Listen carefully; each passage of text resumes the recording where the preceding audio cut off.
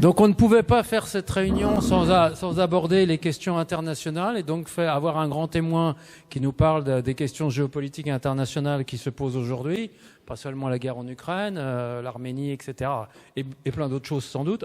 Donc on a invité Bernard Drano, qui est président du CD-Team, pour faire un zoom sur ces questions internationales avant qu'on passe à la suite de notre ordre du jour. Donc je lui donne la parole. Bon, je vais être évidemment forcément très schématique et très court sur une situation internationale.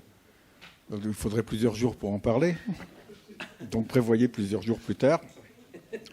Je vais d'abord vous faire remarquer la situation générale, c'est une accumulation de crises qui entrent en résonance les unes avec les autres.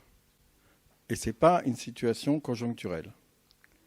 Tout récemment, dans Le Monde, il y avait un article dans la rubrique économique qui parlait des crises, là pour le coup, partiellement conjoncturelles actuelles, en disant qu'il y avait 3 crises. Une crise sanitaire, qui n'est pas finie du tout, et dont les effets sont profonds. Une crise industrielle, et dans la crise industrielle, la crise de l'énergie. Et une crise financière qui n'en est qu'à son tout début et qui peut tout à fait exploser. Ça, c'est les crises dont on peut imaginer qu'elles aient une fin au bout d'un certain temps. Mais c'est un environnement général de crise beaucoup plus profonde qui vont affecter toute la vie politique du monde pendant au minimum une génération. Ce que je vais vous dire, je vais vous citer mes sources, je vous conseille d'aller voir ces textes. C'est en particulier 2 textes publiés récemment. Un texte de Walden Bello. Walden Bello, c'est le fondateur de Focus on the Global South. C'est un Philippin, un militant de l'altermondialisme.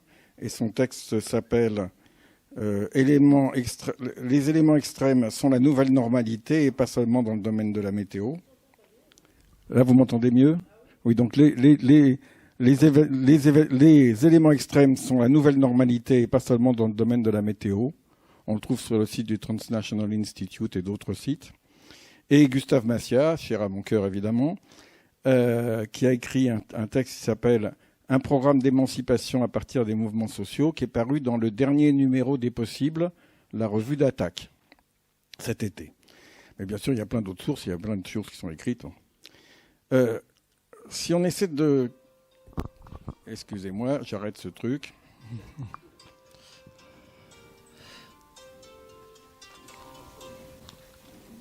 Alors, je vous signale, je rappellerai après que j'ai dit Gustave Massia et c'est lui qui m'appelle.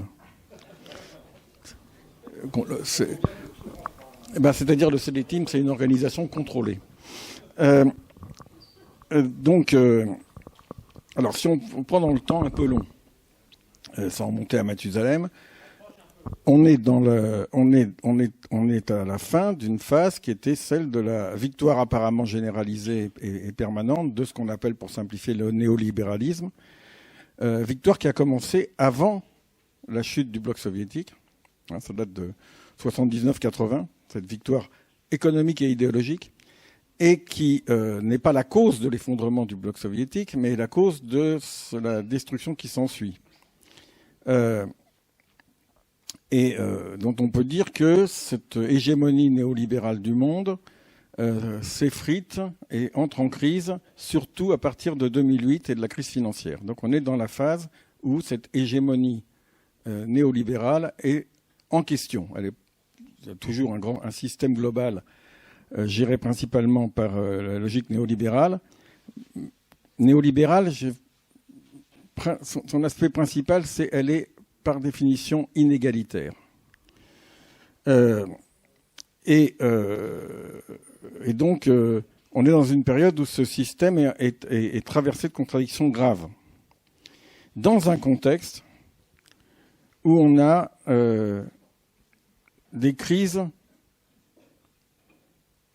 qu'on pourrait même appeler anthropologiques, c'est-à-dire c'est des crises comme...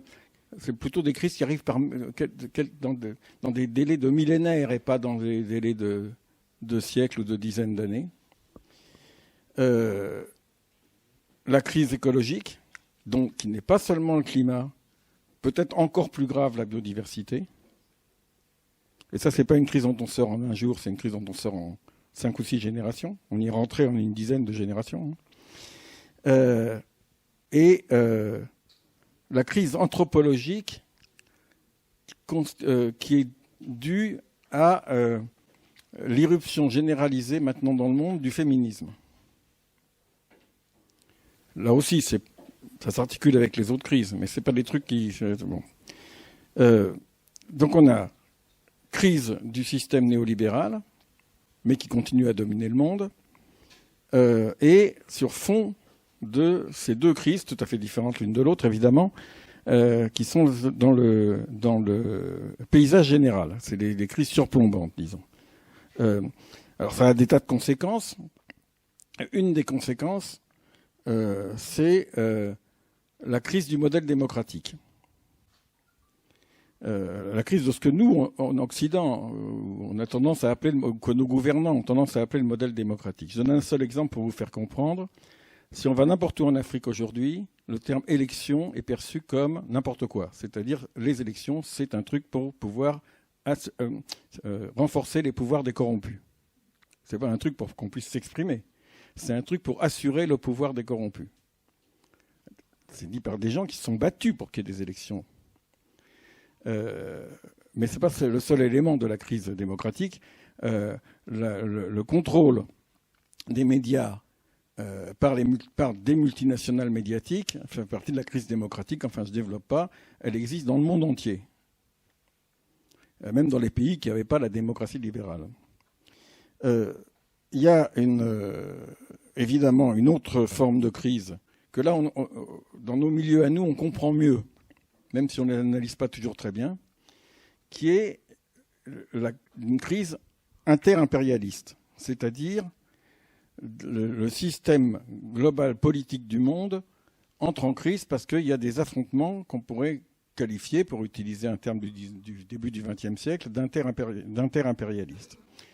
On avait, surtout après la fin de la guerre froide, un système unipolaire avec une direction assurée par la triade. La triade, c'est Japon et Corée du Sud, Europe et surtout États-Unis, avec hégémonie militaire et politique des États-Unis. On l'a plus.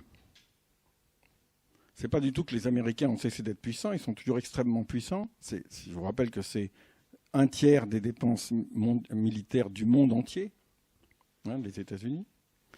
Mais visiblement, ça marche plus.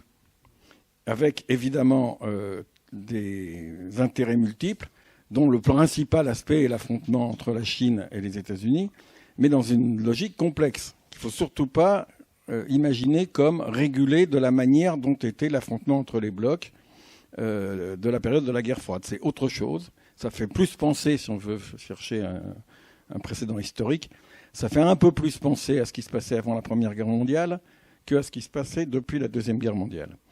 En même temps, c'est assez différent. Je ne rentre pas dans les détails. Et évidemment, les acteurs principaux, là, c'est la Chine et les États-Unis. Mais il y a tout un tas d'acteurs qui s'émancipent. Je vous donne le dernier exemple en date. C'est le conflit extrêmement fort qui est en ce moment entre les Émirats arabes unis et l'Arabie saoudite d'un côté et les États-Unis de l'autre, alors qu'il s'agit d'alliés stratégiques, mais qui ont des intérêts divergents dans l'immédiat. Alors, j'entre pas dans les détails, mais c'est assez connu. Et ça va pas se résorber en 15 jours. Ça peut même, ça ne veut pas dire que ça va, mais ça peut entraîner un engrenage de type Première Guerre mondiale. Toutes ces contradictions ont d'ailleurs été, pas du tout créées, mais révélées pendant la période du Covid massif. Je rappelle d'ailleurs que ce n'est pas la première pandémie qui a un effet géopolitique mondial. Il y en a eu plusieurs dans l'histoire. C'est la première pandémie qui a un effet géopolitique mondial depuis celle de 1917-1922, où il y avait une pandémie mondiale avec ce qu'on appelait la grippe espagnole. Mais évidemment, comme toujours, ça révèle plein de choses.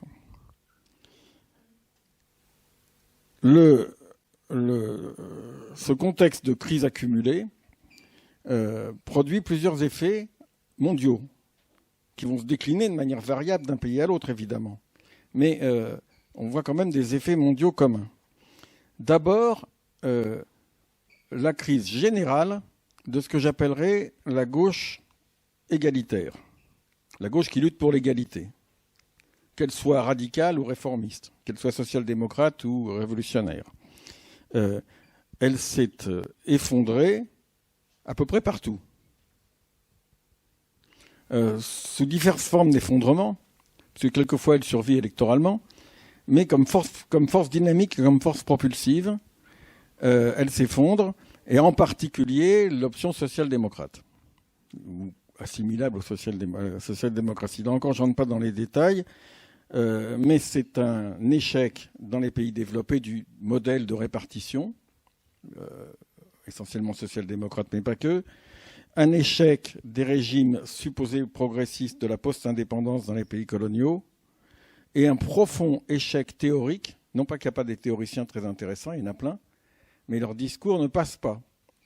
C'est-à-dire, il n'y a pas de discours, même au pluriel, de gauche audible, aujourd'hui à l'échelle mondiale. Il y a des gens qui sont écoutés par des gens, mais il n'y a pas ce qu'il y avait dans les années de l'après-Deuxième Guerre mondiale, par exemple. Parallèlement, il y a une crise des libéraux-démocrates, du modèle libéral-démocrate, en particulier comme modèle mondial. C'est-à-dire que les droites traditionnelles, liées au pouvoir économique traditionnel par ailleurs, mais acceptant un certain nombre de compromis sociaux et relativement attachés à certaines formes de liberté, ce qu'on appelle avec beaucoup de guillemets les libertés bourgeoises, mais c'est des libertés quand même, ces droites-là sont en crise profonde aussi. Avec un problème, c'est que l'oligarchie mondiale, la classe supérieure, n'est plus tellement liée à ces droites-là. Elle peut très bien choisir d'autres options selon que si ses privilèges sont respectés. Et les autres options, c'est la généralisation mondiale des droites identitaires et nationalistes. Enfin, identitaires, nationalistes et autoritaires, c'est les points communs qu'elles ont. Après, elles ont des différences, mais elles ont quand même beaucoup de points communs. Alors c'est Modi en Inde, Bolsonaro au Brésil, Poutine en Russie, Orban bien sûr, chez nous on voit bien, bon, Trump, etc. Dans les Waldenbello, non c'est pas Waldenbello, pardon, ça c'est si c'est Waldenbello qui dit il y a des affinités électives entre ces droites, ce qui ne veut pas dire qu'elles n'ont pas des contradictions, parce qu'évidemment, elles peuvent avoir des contradictions très grandes, parce qu'elles ont par exemple toutes un point commun, elles sont toutes nationalistes, et elles sont toutes dans une recherche de bouc émissaire pour expliquer la crise. Après, elles peuvent être plus ou moins favorables au néolibéralisme effréné. Par exemple, si on prend des politiques en Europe, la politique keynésienne la plus développée en Europe, c'est la Pologne de l'extrême droite. Bon, ce n'est pas du tout la politique, évidemment, des conservateurs britanniques, puisque je vous signale que depuis déjà 20 ans, ou au moins 10 ans, le Parti conservateur est dirigé par l'extrême droite en Grande-Bretagne. Donc il y a des différences, mais il y a des points communs. Et dans les points communs, il y a un point qui est un point qui touche la base électorale et éventuellement sociale de ces forces, et là c'est dans le monde entier. C'est ce que Jean-François Bayard appelle... Je recherche le mot tellement il est beau. Le ressentiment sorcellaire, c'est-à-dire le ressentiment qui s'exprime à travers des mécanismes de sorcellerie, enfin de sorcellerie au sens large. Alors ça s'articule avec les cultures propres à chaque pays, mais ça mélange évidemment le point d'appui sur des idéologies obscurantistes, religieuses ou non. Ça, c'est absolument général dans le monde entier. Alors ça peut être hindouiste, ça peut être musulman, et plus précisément salafiste ou djihadiste. Ça peut être chrétien ultra-conservateur, orthodoxe ou catholique. Ça peut être aussi complotiste. Et en général, c'est un cocktail de tout ça. C'est absolument général, et là, c'est absolument général ici, chez nous aussi. C'est pas du tout un truc spécifique aux Africains ou à je ne sais quels musulmans ou aux pauvres aux classes moyennes brésiliennes et tout, c'est général. Ça fait pas des politiques, mais ça fait des instrumentalisations des populations dont peuvent profiter les politiques. Là encore, on n'aura pas le temps de discuter, mais je vous signale que la situation, par exemple, en Afrique de l'Ouest, de ce point de vue-là, est dramatique. Et dans ce contexte, à la fois crise de la scène politique classique, y compris des libéraux démocrates, faiblesse de la gauche, multiplication des crises et inquiétudes généralisées, il y a une politique générale dans les pays qui en ont les moyens, parce qu'il y a des pays qui s'effondrent totalement, de ce que les Danois, ils avaient inventé un terme pour le nommer, qui s'appelle la sécurisation.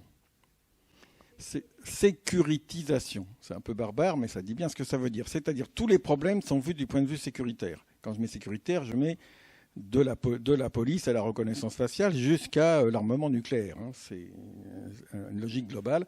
Quand il y a un problème, quel qu'il soit, sanitaire, social, tout ce que vous voulez, climatique, on le résout par des méthodes ou par des mécanismes ou par des références sécuritaires. Et ça va avec la politique systématique de bouc émissérisation. C'est-à-dire il faut qu'on trouve des responsables. Ça peut être des musulmans, ça peut être les Peuls, ça peut être tout ce que vous voulez, ça dépend. Ça peut être les juifs, classique. Ça peut être... il y a des boucs émissaires qui permettent de cristalliser l'inquiétude. Ça aussi, c'est un phénomène général et donc extrême, qui n'est pas du tout facile à combattre. Alors, et je vais terminer par là. Donc, ce paysage n'est pas du tout riant. Vous remarquez. Bon. Est-ce qu'on peut sortir dans ce contexte de l'atonie des gauches? Parce qu'un des problèmes qui fait constitutif de cette situation, c'est qu'il n'y a plus de discours de gauche audibles. Et a fortiori, pas tellement de pratiques de gauche audibles. Encore qu'il y a des pratiques, mais les discours sont peu audibles.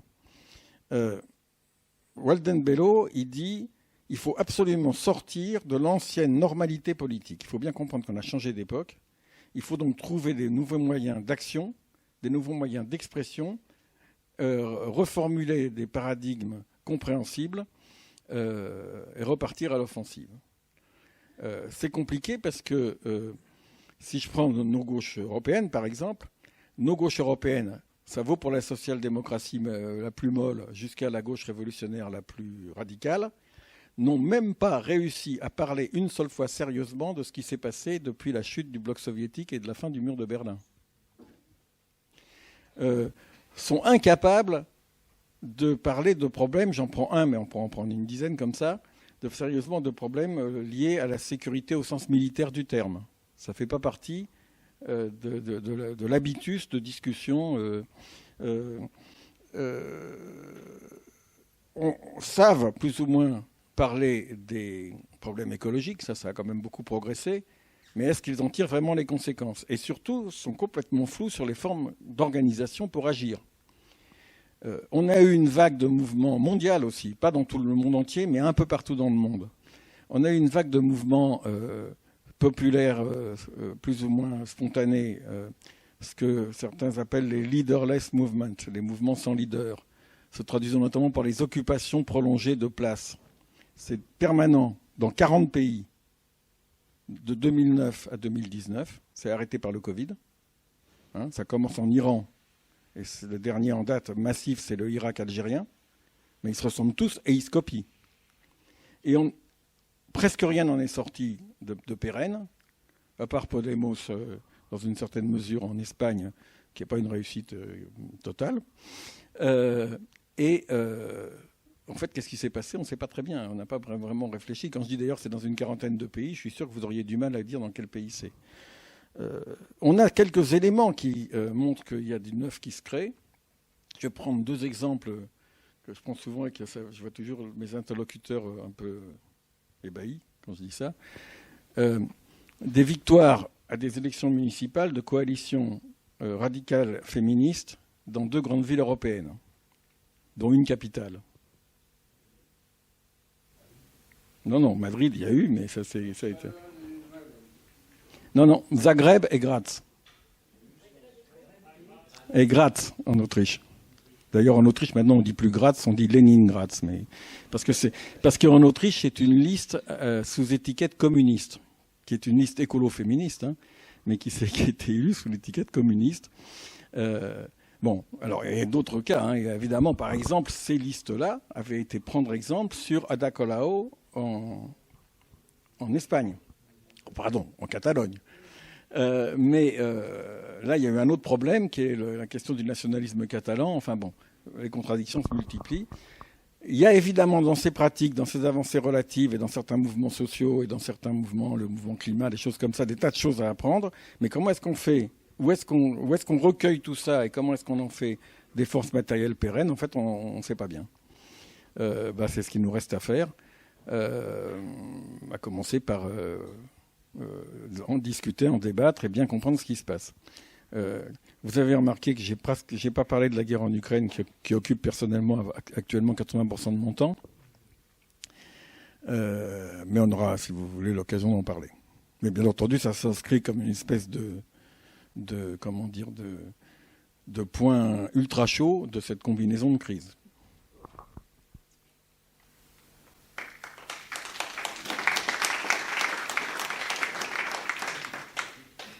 Bon, pour ceux qui ne me connaissent pas, je m'appelle Henri Mermet, je suis le coordonnateur de la Commission internationale d'ensemble et je participe à l'initiative Ukraine avec Bernard, ce qui occupe aussi 90% de mon... Non, pourquoi je tiens à intervenir, c'est qu'il s'est arrêté sur l'Ukraine sans donner d'exemple. Et sur l'Ukraine, et c'est le rapport avec la discussion sur la NUPES, hein, sur l'Ukraine, entre un certain nombre de forces ou de mouvements qui sont ici présents, hein, et le principal, qui est la France insoumise, nos points de vue sont totalement différents. Totalement différents. Avec les autres organisations, comme le PC, c'est largement différent. Et avec les autres, il y aurait des nuances.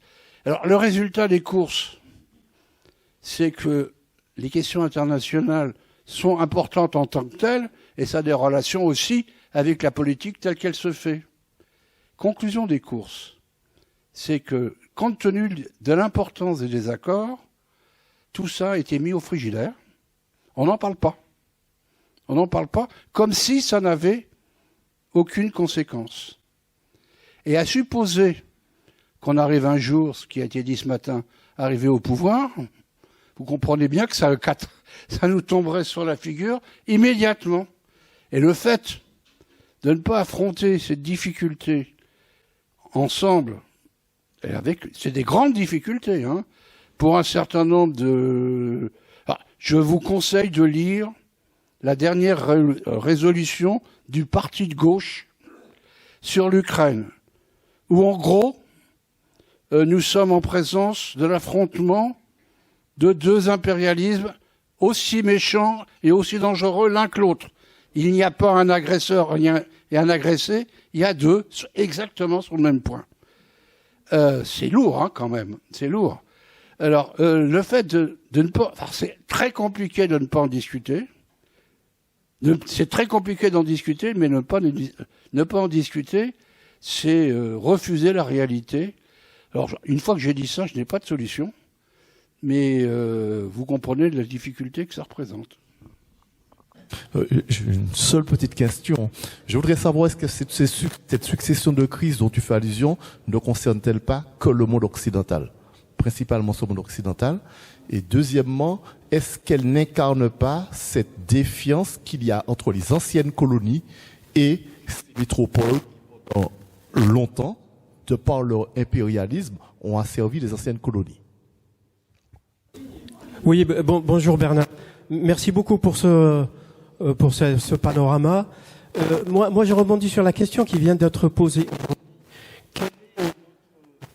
Est-ce qu'on perçoit une politique de la France vis-à-vis de l'Afrique? Et aujourd'hui, on a beaucoup d'analyses qui nous parviennent pour dire que l'Afrique, même si elle est en train de se dégager de l'emprisme peut-être français, elle est en train de tomber dans dans une autre emprise, celle de la Russie ou de la Chine, ou les deux. Alors, qu'est-ce qu'il y a comme derrière, et que pouvons-nous faire éventuellement, nous, les mouvements de gauche, pour éviter, donc pour corriger notre relation à l'Afrique, bien sûr, mais également pour éviter cette emprise. Deuxièmement, tu l'avais évoqué parce que tu as évoqué certains exemples de municipalités. Est-ce que les collectivités locales peuvent, je sais pas moi, diminuer la pression de cette relation avec l'Afrique autre en ce qui concerne la France? Je pose la question pourquoi? Parce que je suis élu à Colombes, je suis en charge à Colombes dans les Hauts-de-Seine et je suis en charge des relations internationales. Et la question se pose à nous en tant que collectivité qui avons des coopérations avec une certaine partie du monde. Merci. Non, moi c'était des questions très rapides. Les révolutions, où on en est des révolutions sans État, Rosava, Chiapas. 2, est-ce qu'il y a un espoir du côté du Brésil et du Chili? 3, l'Iran. Bon, on voit le mouvement important. Il est dit apparemment qu'il commence à y avoir des contradictions dans l'armée. Est-ce qu'on a quelques informations? Alors, d'abord, il faut bien comprendre, le paysage que j'ai fait, c'est mondial. Hein. C'est-à-dire qu'il n'y a pas 2 pays, au sud, au nord, à l'ouest, à l'est, tout ce que vous voulez, qui échappent aux crises globales. Évidemment, les pays en souffrent de manière différente. Les crises environnementales ont des effets bien plus dramatiques dans les pays du Sud que dans les pays du Nord. Mais, comme disait très bien Walden Bello, si on prend la crise climatique, je recherche ce qu'il disait, tellement c'est bien, il disait « Le pouvoir des entreprises et des gouvernements du Nord ont fait en sorte, j'insiste sur ils ont fait en sorte, qu'il n'y ait pas de réponse efficace malgré 26 conférences des partis. » Alors j'ajoute dans les pays du Nord la Chine, mais ce n'est pas la pire. La pire, c'est les États-Unis. Mais ce n'est pas l'Europe qui se drape de bonne conscience, a profondément contribué à ce qu'on n'avance pas. Bon. Et ce n'est pas le Sénégal ou même le Brésil qui a la responsabilité majeure. Et donc ça nous renvoie à un problème de nous, gauche écologiste et radicale du Nord. Mais la crise politique et la crise de la démocratie, elle affecte tout le monde. Par exemple, si je prends... alors évidemment, les histoires coloniales... si je prends l'exemple de l'Afrique sahélienne, je pourrais aussi prendre le Maghreb, mais c'est une autre histoire. Je prends seulement l'exemple de l'Afrique sahélienne francophone. La responsabilité dans ce qui se passe de la France est importante.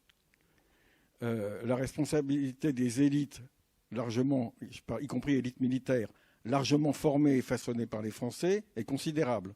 Dans la crise générale, le phénomène que j'ai dit de mouvements identitaires complètement erratiques qui se développent dans l'Afrique de l'Ouest aujourd'hui, de manière considérable, est un fruit de tout ça.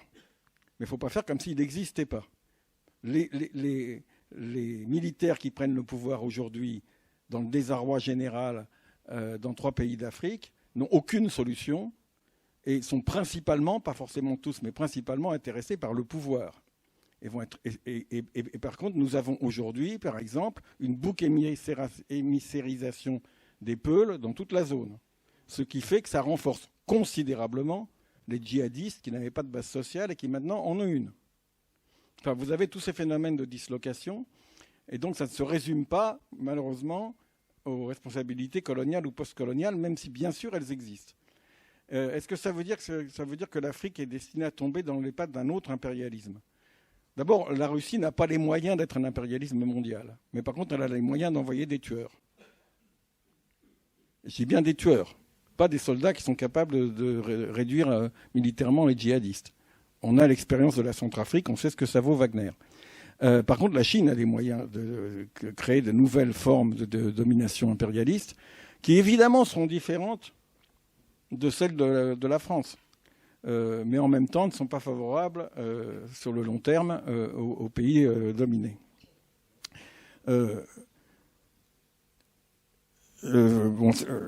Et il faut vraiment qu'on ait une approche globale et qu'on ait des... Parce qu'un des gros problèmes qu'on a aussi, pour prendre le cas de la France et de l'Afrique, c'est qu'on n'en parle pas.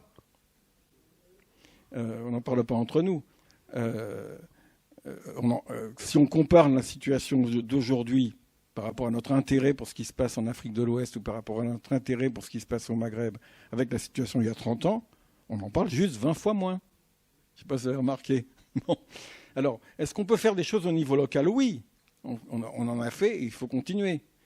Et ce qu'il faut, c'est comment est-ce que ces choses faites au niveau local font un peu mayonnaise et sont visibles et permettent de développer des politiques plus globales ou des politiques plus visibles sur le plan de la coopération comme sur le plan de la vie sociale en France. Ça, c'est toute la question où on passe du local au global ou du local au national. Je ne sais plus qu'est-ce qu'il y avait comme autre question parce qu'on n'a pas beaucoup de temps. Ah oui, alors... depuis 2009, il y a eu 4 soulèvements de masse en Iran. En Iran. 4. C'est important l'Iran parce que c'est pas n'importe quel pays, et culturellement, et économiquement, et historiquement. C'est pas fondamental pour la planète, mais c'est important. Là, c'est le 4e, c'est le plus important des 4. Avec sa dimension féministe, tous les copains iraniens que j'ai m'avaient dit 90% de la société ne supporte plus le régime. Mais il faut savoir que ce régime, c'est pas parce qu'il est islamiste. Il a une base sociale précise. Il y a un groupe précis qui contrôle 60% de l'économie et qui tient le pays et qui ne va pas se laisser déposséder comme ça. Ça veut dire des dizaines, des centaines de milliers de personnes qui sont directement intéressées. En gros, le système Pasdaran. C'est un cas particulier parce qu'il y a une idéologie très forte, il y a une histoire particulière. Mais vous avez la même chose en Algérie, sans la même idéologie, mais vous avez la même chose en Égypte. On pourrait multiplier les gens. Vous avez la même chose en Birmanie. Et on pourrait encore... donc il y a des groupes sociaux, pas seulement quelques dictateurs, des groupes sociaux qui ont intérêt à la poursuite du système et qui ne vont pas se laisser déloger comme ça. Donc c'est pas sûr que ça marche cette fois-ci. Mais évidemment, c'est très important. Maintenant, je n'ai pas de contact direct avec l'armée iranienne, donc je ne sais pas ce qui s'y passe. Mais de toute façon, l'armée iranienne, c'est 20% de la force armée en Iran, 80% c'est les Pasdaran. Là, on a eu, ça aussi on n'a pas tiré le bilan, mais on a eu une vague de gauche. Bon, est-ce que c'est réformiste, est-ce que c'était radical? Pour moi, c'était entièrement réformiste au meilleur sens du terme. Et que je veux dire que ce soit Chavez ou Lula. On a eu une vague de gauche en Amérique latine qui a échoué, dans un premier temps. On a une deuxième vague de gauche qui s'amorce là. Elle n'est pas très différente de la première. Est-ce qu'elle va échouer aussi? Je ne sais pas. Mais il faut qu'on réfléchisse. Qu'est-ce qui fait qu'elle échoue? À ma connaissance, le seul qui a écrit quelque chose de vraiment intéressant là-dedans, c'est le Bolivien Pablo Solón. Mais il y en a peut-être d'autres. Il faut qu'on regarde ce qui se passe parce que c'est une expérience en vraie grandeur sur plusieurs pays. Et les forces qui ont donné naissance à ce mouvement progressiste sont toujours là, existent toujours. De même que les forces qui ont donné naissance au printemps arabe existent toujours dans les sociétés. On a eu 2 vagues du printemps arabe, une en 2011, une en 2019. Donc on a toujours des forces dans les sociétés, y compris dans la nôtre, importantes. Pourquoi ça échoue, comment ça échoue et comment ça peut mieux marcher la fois d'après, il faut aussi qu'on regarde qu'est-ce qui se passe et comment ça se passe. Et là, l'absence de discours de gauche cohérent pèse.